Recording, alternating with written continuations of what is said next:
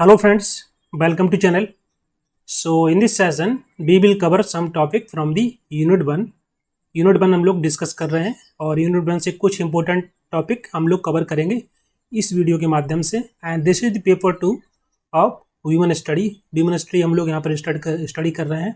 सो जो भी एस्पिरेंट इस सब्जेक्ट से हैं, अगर इस वीडियो को देख रहे हैं, काइंडली आप इस वीडियो को शेयर करें अपने दोस्तों के साथ ताकि उनको भी इस लेक्चर का बेनिफिट मिल सके। और you can text me on this number for any query. Okay, ये मेरा नंबर है, आप इस पर व्हाट्सअप कर सकते हैं या फिर कॉल कर सकते हैं for any query. Okay, and also you can join this Telegram channel.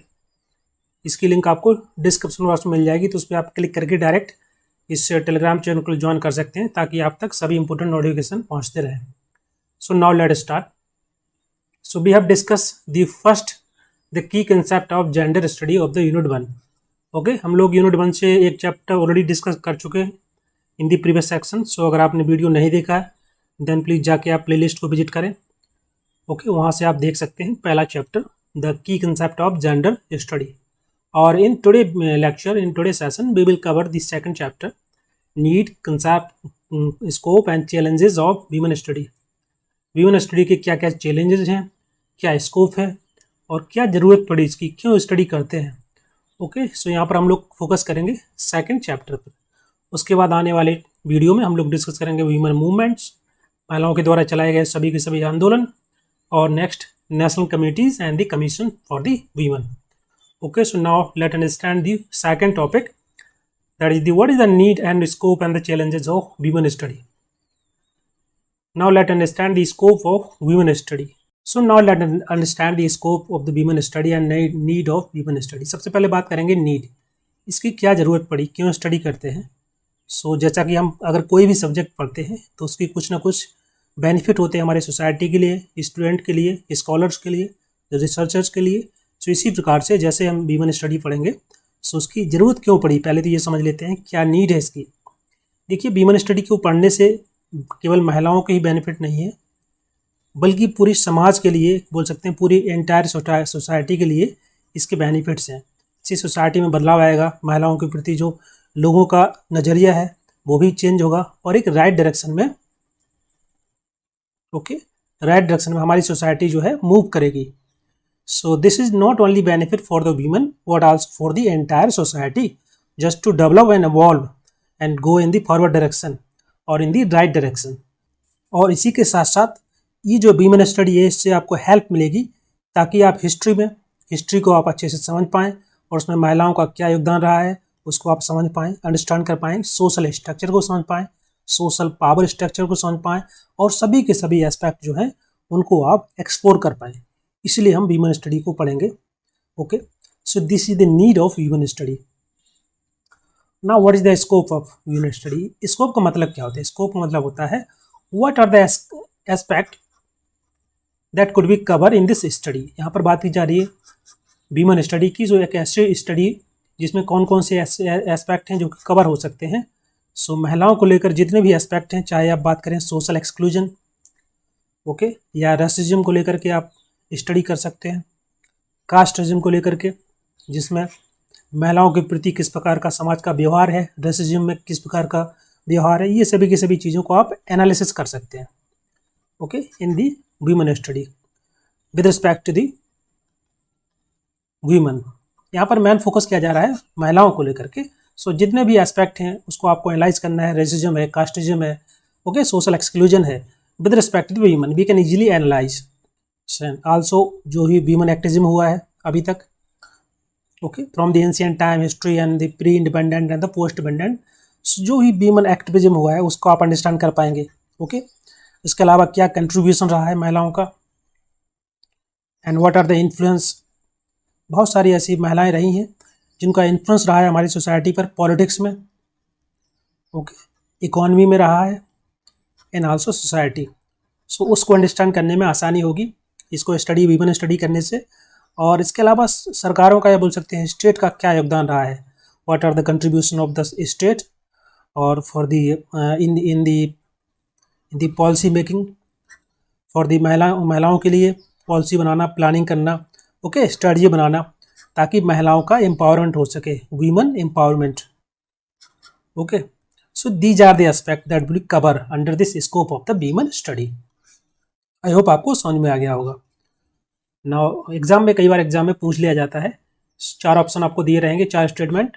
Question में रहेगा the scope of women study which include, there is the 4 option, आपको 4 स्टेटमेंट मेंशन रहेंगे, सो आपको बताना होगा कौन सा इसमें इंक्लूड रहेगा। सो आप समझ गए होंगे स्कोप का मतलब होता है कि वो सभी की सभी एस्पेक्ट जो कि महिलाओं को लेकर हैं that could be cover under the study.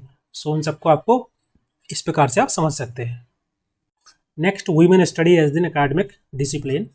इसको अंडरस्टैंड कर लेते हैं किस प्रकार से 1947 से लेकर अभी तक वीमेन स्टडी को कैसे स्टार्ट किया गया, कैसे इवॉल्व हुआ, कैसे इसका इमरजेंस हुआ। और शुरुआत की बात करें तो 1947 से पहले या प्री इंडिपेंडेंस बोल सकते हैं या पोस्ट इंडिपेंडेंस, दोनों में ही बहुत सारे मूवमेंट चलाए गए महिलाओं के द्वारा। ये चाहे वो रिलीजियस मूवमेंट हो या फिर सोशल मूवमेंट हो या फिर इन्वायरमेंटल मूवमेंट हो, इन सभी के माध्यम से महिलाओं का काफ़ी योगदान रहा है हमारी सोसाइटी में, समाज को बदलने के लिए, समाज की बुराइयों को ख़त्म करने के लिए। तो फिर इसकी वजह से धीरे धीरे फिर वीमेन स्टडी भी इमर्ज होकर आया कि इसके भी जो एस्पेक्ट हैं, इसके जो पहलू हैं, उसको पढ़ना होगा, समझना होगा कि महिलाओं का क्या योगदान रहा है हमारे समाज में और किस प्रकार से महिलाएं भी कंट्रीब्यूट कर रही हैं हमारे सोसाइटी को बेहतर करने के लिए। सो इस प्रकार से वीमेन स्टडी जो है इमर्ज होकर आया। और शुरुआत में अगर बात करें वीमेन स्टडी की तो ये सोशल साइंस का ही पार्ट हुआ करता था, बोल सकते हैं social study and the humanity का ही एक ब्रांच हुआ करता था, बट धीरे धीरे सेपरेट एक वीमेन स्टडी इमर्ज होकर आया। ओके, और शुरुआत में वीमेन स्टडी की बात करें, शुरुआत में 1947 के आसपास, ओके, शुरुआत में वीमेन स्टडी को इंडिया में केवल कुछ एस्पेक्ट को ही कवर किया जाता था, जैसे कि वीमेन एक्टिविज्म को सपोर्ट करना या फिर महिलाओं की जो सामाजिक आर्थिक स्थिति है उसको समझने के लिए, उसको अंडरस्टैंड करने के लिए, या फिर बोल सकते हैं उनकी कंडीशन कैसी है हमारे समाज में, उनका क्या पार्टिसिपेशन है, उसको अंडरस्टैंड करने के लिए वीमेन स्टडी की जाती थी। उसका फोकस यहीं तक सीमित था। बट उसके बाद धीरे धीरे बहुत सारे रिपोर्ट्स और कमेटी बनाई गई, इसको एक एक करके अंडरस्टैंड करेंगे। जैसे कि the status report on the women in India, इसको अंडरस्टैंड कर लेते हैं। ये पब्लिश की गई थी national committee on the status of women in India, India में महिलाओं के स्टेटस को समझने के लिए नेशनल कमेटी, जो कि 1974 में एग्जाम में आ जाता है, इसको याद कर लेना, 1974 में इसको पब्लिश किया गया। ओके, इसके माध्यम से बोल सकते हैं एक एकेडमिक रूप दिया गया है वीमेन स्टडी को और समझने के लिए, अंडरस्टैंड करने के लिए। ओके, नेक्स्ट, टुवार्ड्स इक्वालिटी, ये बेसिकली एक रिपोर्ट का नाम है। ओके, इस रिपोर्ट में महिलाओं को लेकर कुछ हाईलाइट किए गए थे, मतलब ऐसे पॉइंट जो कि महिलाओं को लेकर के थे, उनके स्टेटस हमारे समाज में, social status, social discrimination.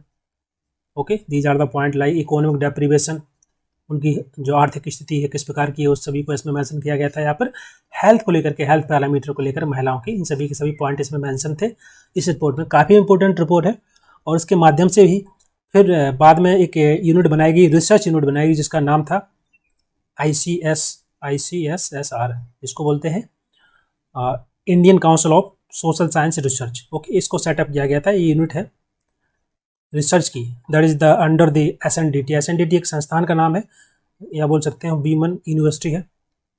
Okay, इसका फुल फॉर्म है श्रीमती नथीबाई दामोदर ठाकरे वीमेन यूनिवर्सिटी, मुंबई में है। ओके, सो एग्जाम में पूछा जा सकता है, इसको आपको याद रखना है बस, ठीक है। इसके माध्यम से इस यूनिट को फंड किया गया था, ये यूनिट थी ताकि वीमेन स्टडी पे ज़्यादा फोकस किया जा सके और सभी के सभी जो हाईलाइट्स हैं इन पर ज़्यादा फोकस करके इस पर स्टडी किया जा सके और उस पर फोकस किया जा सके, इसको बेहतर बनाने के लिए, चाहे वो हेल्थ सेक्टर हो, चाहे इकोनॉमी या सामाजिक स्तर पर महिलाओं की बेहतरी के लिए काम किया जा सके। सो ये यूनिट तैयार की गई थी, ICSSR unit under the SNDT, women university Bombay, इसको आपको याद कर लेना है। और ओके, इसके बाद ही अगर बात करें, इसी के साथ साथ आगे फिर एक इंस्टीट्यूट का निर्माण हुआ जिसका नाम था institute of social study trust and centre for women development. इसका स्थापना की गई 1980 में। ये काफ़ी इंपॉर्टेंट है, इसको याद कर लेना, centre for women development study 1980 and the institute of the social study trust. So ये भी काफ़ी इंपॉर्टेंट एग्जाम के लिए, एग्जाम में पूछा जा सकता है। सो दीज आर द बोल सकते हैं। इसके बाद ही ICSSR इसको सेटअप करने के बाद इसकी स्थापना की गई, centre for the women development study 1980। So that is very important. और अगर बात करें पहली नेशनल कॉन्फ्रेंस कहाँ पर हुई महिलाओं को लेकर, उसको अंडरस्टैंड कर लेते हैं। Third that is the first national conference, इसको अंडरस्टैंड कर लेते हैं।